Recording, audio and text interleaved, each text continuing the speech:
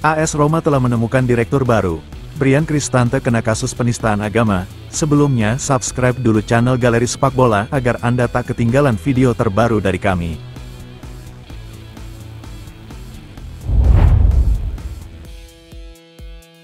Roma tampaknya telah menemukan direktur olahraga baru mereka dalam diri Floren Ghisolfi, yang saat ini bertanggung jawab atas kawasan olahraga Nice.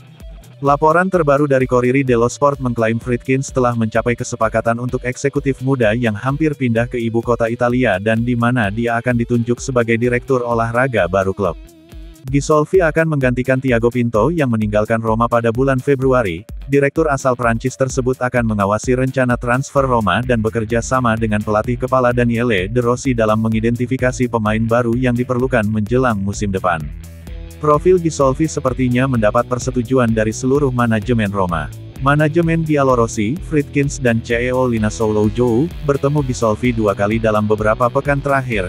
Model manajemen dan koordinasi sektor olahraga yang diusulkan oleh manajer mendapat konsensus positif dari klub Giallorossi, yang mengapresiasi peran yang dimainkan oleh pemain Prancis itu dalam pertumbuhan pertama. Lens yang dibawanya kembali ke Liga Champions, lalu Nice yang kini berjuang untuk lolos ke babak penyisihan Liga Champions berikutnya. Roma berencana mengumumkan penunjukan Ghisolfi sekaligus perpanjangan kontrak Daniele De Rossi dalam beberapa hari ke depan.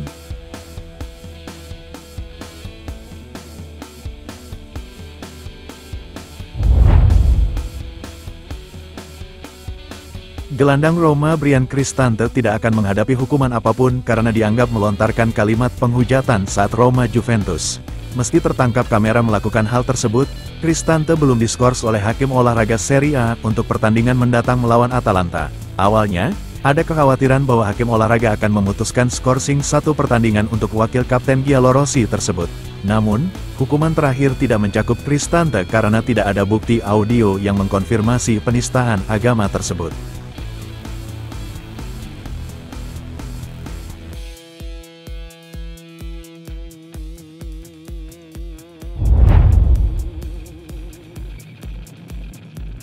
Kantor Kejaksaan Roma telah menutup penyelidikan atas akuntansi palsu di buku saldo Roma.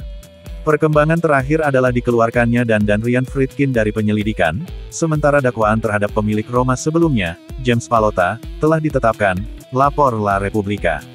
Kantor Kejaksaan Roma telah menyelidiki 7 eksekutif klub yang bekerja untuk Roma selama beberapa tahun terakhir karena komunikasi korporat palsu. Jaksa juga membantah manipulasi pasar. James Pallotta serta eksekutif sebelumnya Mauro Baldissoni, Umberto Gandini, Guido Fienga dan Pietro Berardi, hingga Direktur Administrasi Francisco Malkneh dan Giorgio Francia semuanya telah diberitahu. Terkait dengan manajemen Pallotta, transaksi yang dituduhkan adalah transaksi Marchisa dan Fratesi pada Juni tahun 2017 ketika klub menuliskan di neraca keuntungan modal bergabung dengan Sassuolo untuk kedua pemain tersebut. Kemudian pada Juni tahun 2018, transfer Tuminello ke Atalanta pun turut dijajaki. Pada bulan Juni tahun 2018 capital gain dari penjualan Raja Nainggolan ke Inter, pada laporan keuangan Juni 2018 per 19/20 pesepak bola Nicolo Zaniolo dimasukkan dalam aset neraca. Selanjutnya, penyertaan Cristante dalam neraca pada nilai yang lebih tinggi. Kasus serupa juga terjadi pada pemain lain seperti Manolas, Diawara, Spinazzola, dan Luca Pellegrini.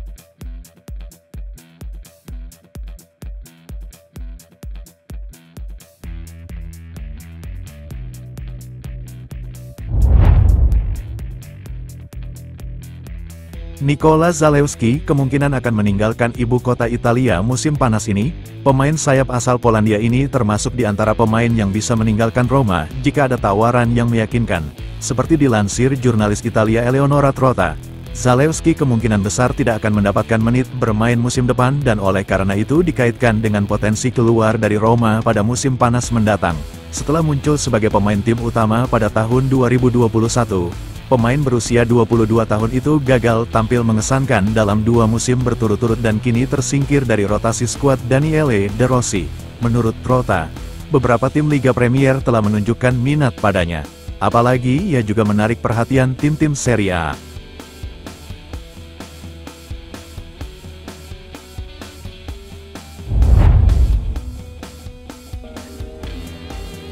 Masa depan Renato Sanches pasti akan terurai jauh dari Roma.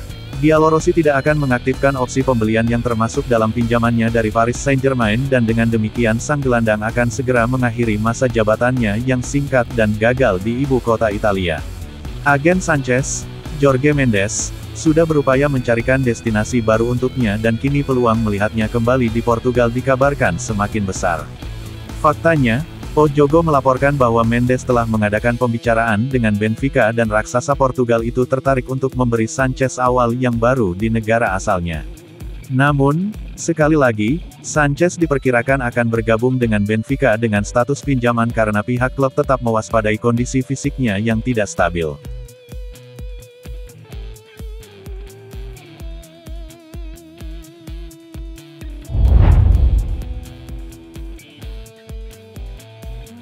Daniele De Rossi dikabarkan telah meminta klub ibu kota untuk memperpanjang kontrak Leonardo Spinazzola.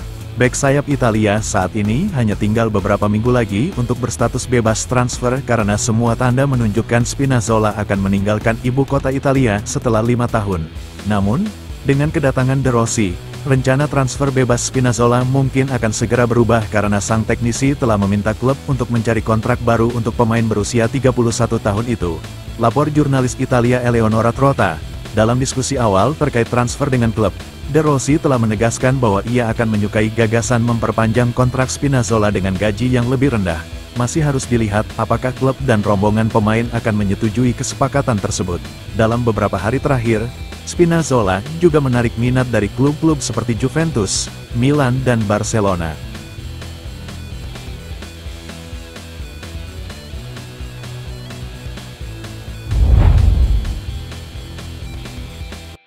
Manajer Roma Daniele De Rossi berbicara kepada Sky Sport menjelang pertandingan kedua melawan Bayer Leverkusen.